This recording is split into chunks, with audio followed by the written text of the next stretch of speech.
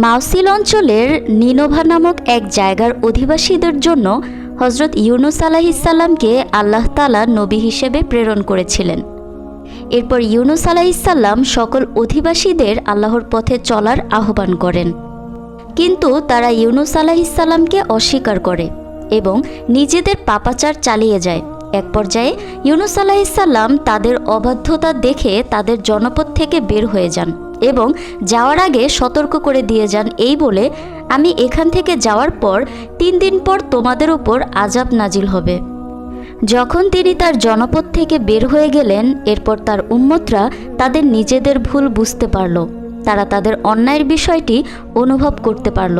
তারা বুঝতে পারল তারা আল্লাহর নিয়ামত থেকে বঞ্চিত হয়ে যাচ্ছে এবং আল্লাহর আযাব তাদের জন্য অতি নিকটে। তখন তারা নিজেদের ভুল বুঝতে পেরে আল্লাহর কাছে তওবা করল এবং নবীর সাথে তারা যে দুর্ব্যবহার করেছে তার জন্য নিজেরা লজ্জিত হলো।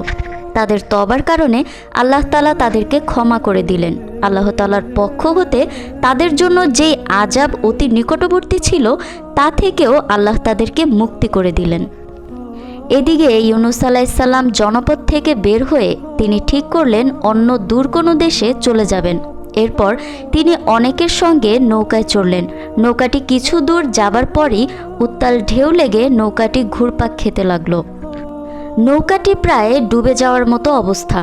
নৌকার নাবিক এবং সকল যাত্রীরা বুঝতে পারল যে এখানে এমন কোনো এক যাত্রী আছে যে তার মনিবের অনুমতি ছাড়া অন্য কোথাও যাওয়ার জন্য নৌকায় উঠেছে। তার কারণেই এই অবস্থা দেখা দিয়েছে। তখন তারা সবাইকে বাঁচানোর জন্য সিদ্ধান্ত নিলেন লটারি করবে। লটারি করে যার নাম উঠবে তাকে নৌকা থেকে ফেলে দেওয়া হবে। এরপর তারা লটারি করল। সেই লটারিতে ইউনুস আলাইহিসসালামের নাম উঠে এলো। এরপর তাকে নদীতে ফেলে দেওয়া হলো। নদীতে ফেলে দেওয়ার সাথে সাথেই তাৎক্ষণিক একটি বিশাল মাছ এসে ইউনুস আলাইহিসসালামকে গিলে ফেলল। মাছটি ইউনুস আলাইহিসসালামকে গিলে ফেললেও আল্লাহর হুকুমে তাকে মাছের পেটের ভিতরে অক্ষত রাখা হলো এবং মাছটি তাকে পেটে নিয়ে সাগরে ঘোরাফেরা করতে লাগলো। ইউনুস আলাইহিসসালাম যখন মাছের পেটে ছিলেন তখন তিনি মৎস্যকুলের এমনকি 7 আসমান জমিন ও মাটির নিচে যা কিছু আছে সকলের আল্লাহর প্রতি তাসবিহ পড়ার আওয়াজ শুনতে পেলেন। তখন তিনিও এই বিপদ থেকে উদ্ধার হওয়ার জন্য আল্লাহর কাছে দোয়া করলেন, আল্লাহর তাসবিহ পাঠ করলেন। ইউনুস আলাইহিসসালামের তাসবিহ এর আওয়াজ সকল ফেরেশতারা শুনতে পেলেন।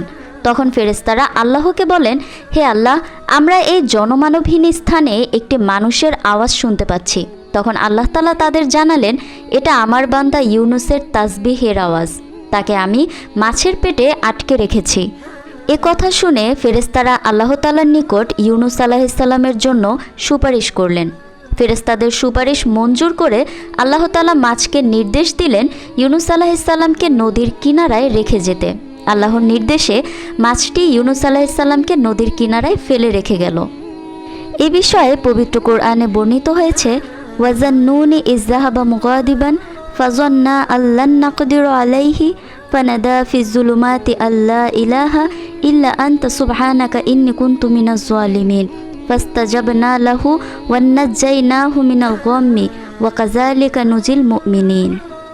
এর অর্থ হলো, আর স্মরণ করো জুন্নুনের কথা, যখন সে ক্রোধ ভরে বের হয়ে গিয়েছিল এবং মনে করেছিল আমি তার জন্য শাস্তি নির্ধারণ করব না।